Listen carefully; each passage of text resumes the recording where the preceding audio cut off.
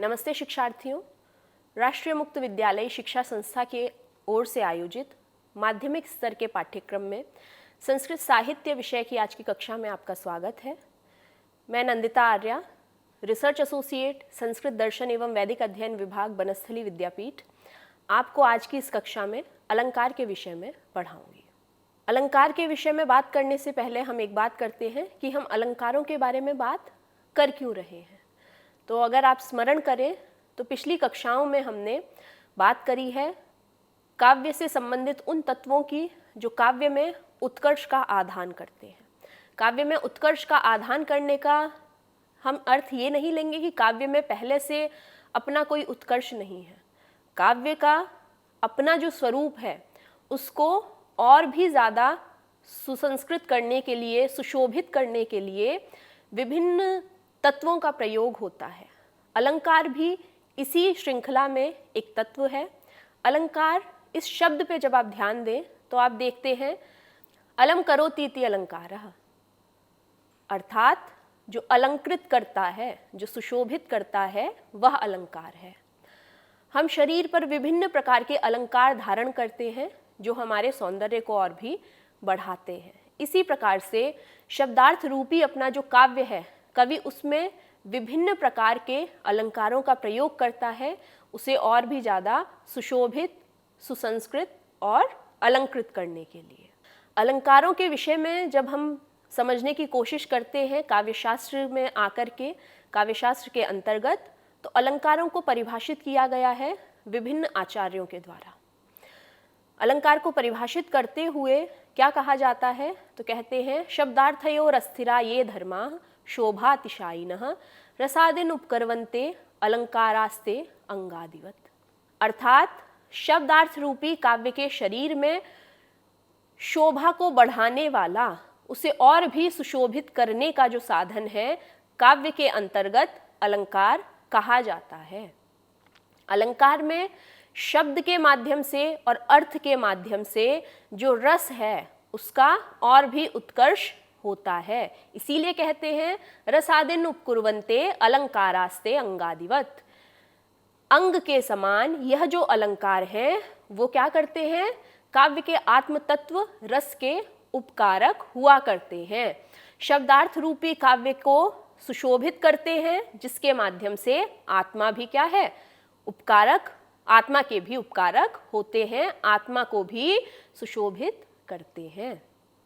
यानी काव्य में उत्कर्ष को लाने के लिए जिस प्रकार से हमने देखा कि कवि के द्वारा माधुर्य गुण का समायोजन काव्य में किया जाता है, जिस प्रकार हमने देखा उस माधुर्य के लिए विशिष्ट पदावली के रूप में रीति का प्रयोग काव्य के अंतर्गत कवि करता है, उसी प्रकार काव्य को सुशोभित करने के लिए अलंकार को साधन रूप में प्रयोग में लाया जाता है।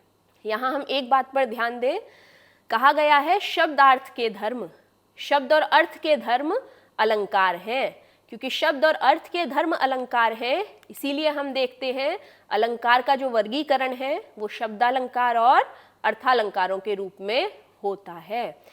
अलंकार शब्द के माध्यम से काव्य का उत्कर्ष करते हैं और अर्थ के माध्यम से काव्य का उत्कर्ष करते हैं।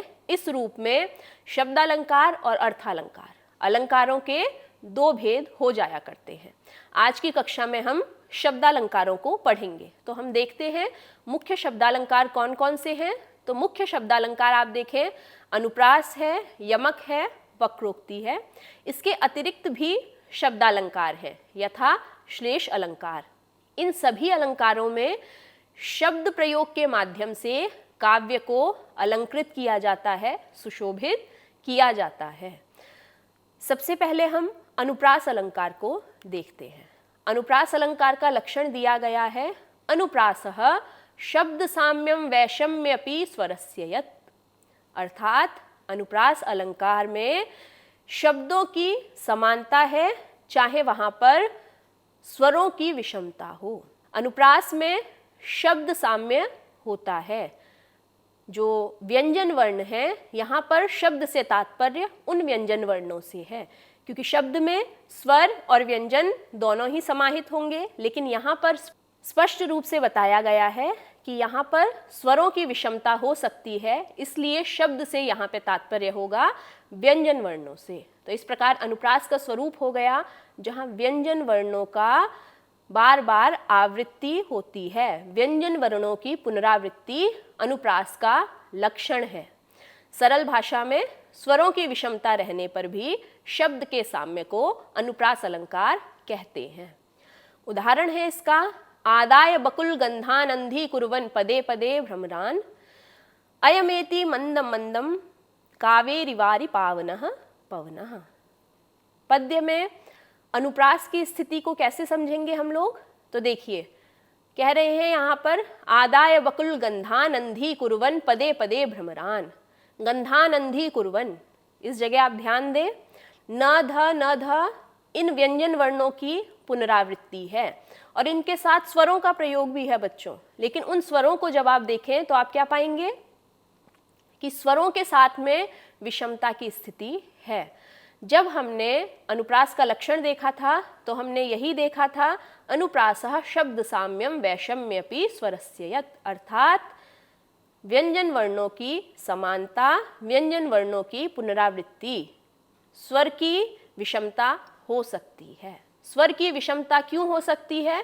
तो आगे जब हम यमक अलंकार को देखेंगे तब हम समझेंगे कि स्वरों की विषमता अनुप्रास में क्यों हो सकती है। गंधानंधी कुर्वन् में न ध इन पदों की पुनरावृत्ति है, इसलिए यहाँ पर अनुप्रास की स्थिति है। नीचे आप देखें, अयमेति मंदम मंदम कावेरिवारि पावनः पवनः। अब देखिए आप, वेरी वारी, दोनों में व और र वर्णों की पुनरावृत्ति है, लेकिन स्वरों की यहाँ पे भी आप विषमता देखें। कावेरी में जो वेरी है व और रा, वहाँ पर जो स्वर वर्ण है, और वारि पावनः पवनः में जो व और रा है उसमें जो स्वर वर्ण है वो अलग है। लेकिन व्यंजनों की पुनरावृत्ति के कारण, व्यंजनों की समानता के कारण यहाँ पर अनुप्रास की स्थिति देखने को मिलती है। आगे हम चलें तो पावनः पवनः, इन दो पदों को आप देखें शिक्षार्थियों, तो पावनः आकार है, पवनः के प में अकार है, तो ह्रस्व और दीर्घ स्वर है, इसलिए स्वरों की विषमता है। लेकिन स्वरों की विषमता होने पर भी हमें तो सिर्फ अनुप्रास के लिए क्या चाहिए? व्यंजनों की समानता। तो प्रस्तुत पद्य में पहली पंक्ति में न ध इन व्यंजन वर्णों की पुनरावृत्ति के कारण, और द्वितीय पंक्ति में हम देखें तो व और र और प व न इन वर्णों की पुनरावृत्ति के कारण यहाँ पर अनुप्रास अलंकार की स्थिति बनती है। अनुप्रास अलंकार के बाद शब्दालंकारों में हम दूसरा अलंकार देखते हैं, यमक।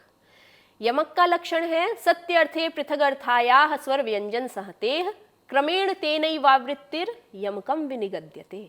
अर्थात यमक अलंकार में स्वर और व्यंजन दोनों ही समूह की आवृत्ति उसी क्रम में होनी चाहिए। जब हमने अनुप्रास अलंकार को पढ़ा तो हमने वहाँ क्या देखा कि वहाँ पर व्यंजनों की आवृत्ति आवश्यक है, स्वरों की विषमता हो सकती है, स्वरों की समान आवृत्ति की आवश्यकता वहाँ पर नहीं है। लेकिन यमक में वो कहते हैं स्वर व्यंजन सहतेः क्रमेण तेनैवावृत्ति, स्वर और व्यंजन समूह की उसी क्रम में आवृत्ति जब होगी तब यमक अलंकार होगा। हमने बात करी थी अनुप्रास के संदर्भ में कि वहाँ पे उन्होंने स्वर की समान पुनरावृत्ति क्यों नहीं मानी है, क्योंकि अगर ऐसा हो जाता तो यमक अलंकार का अस्तित्व खत्म हो जाना था। तो स्वर और व्यंजन दोनों की उसी क्रम में आवृत्ति यमक है।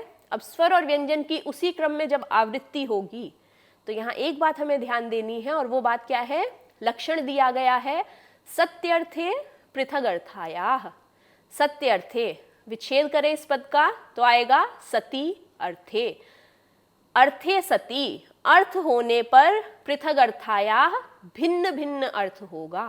अर्थात स्वर और व्यंजन समूह की जब आवृत्ति है तो उस आवृत्ति में दो जो पद आ रहे हैं, अगर वो दोनों ही पद सार्थक हैं तो उन दोनों पदों का अर्थ भिन्न भिन्न होना चाहिए, दोनों का अर्थ एक नहीं हो सकता। जब हमने पिछला उदाहरण देखा था तो वहाँ पे पदे पदे था, लेकिन उस पदे पदे का अलग अर्थ नहीं था, इसलिए वो अनुप्रास की स्थिति थी। अगर उन दोनों का अर्थ भिन्न भिन्न होता तो वो यमक की स्थिति बन जाती है।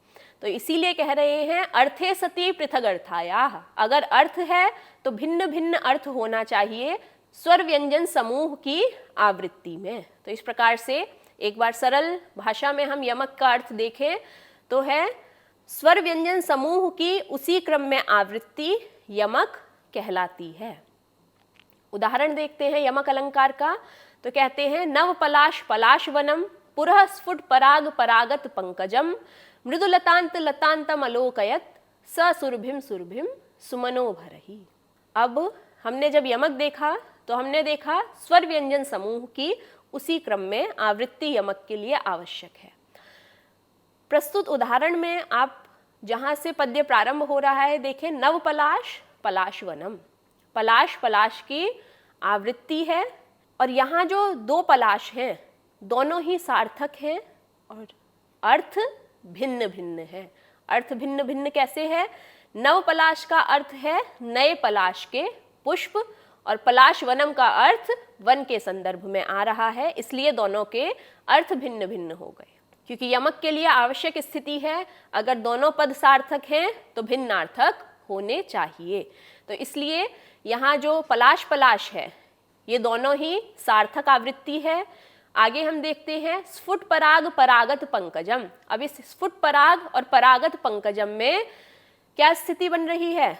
जो पहला पराग है वो यहाँ पे सार्थक है लेकिन दूसरा पराग निरर्थक है, क्योंकि उस पराग का अर्थ तो तब निकलेगा जब हम परागत पद को लेंगे, लेकिन यमक की दृष्टि से तो हमें सिर्फ पराग और पराग लेने हैं। तो ऐसी स्थिति में दूसरा जो पराग है वो निरर्थक हो जाएगा। मृदुलतांत लतांतम, यहाँ पे जब हम अर्थ देखेंगे तो हम संधि विच्छेद करेंगे मृदुल तांत और लतांत। ऐसी स्थिति में जो दोनों लतांत लतांत पद हैं उनमें से सिर्फ दूसरा लतांत सार्थक है, पहला निरर्थक हो जाएगा क्योंकि पहले का विच्छेद तो मृदुल और तांत में हो रहा है। और अब हम बात करते हैं सुरभिम सुरभिम।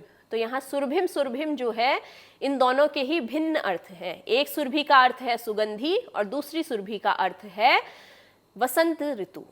तो इस दृष्टि से दोनों पद सार्थक हैं लेकिन भिन्नार्थक हैं। तो हमने देखा यमक अलंकार में अगर आवृत्ति सार्थक है तो कैसा होगा? भिन्न भिन्न अर्थ, जिसको हम पलाश पलाश और सुरभिम सुरभिम में देखते हैं।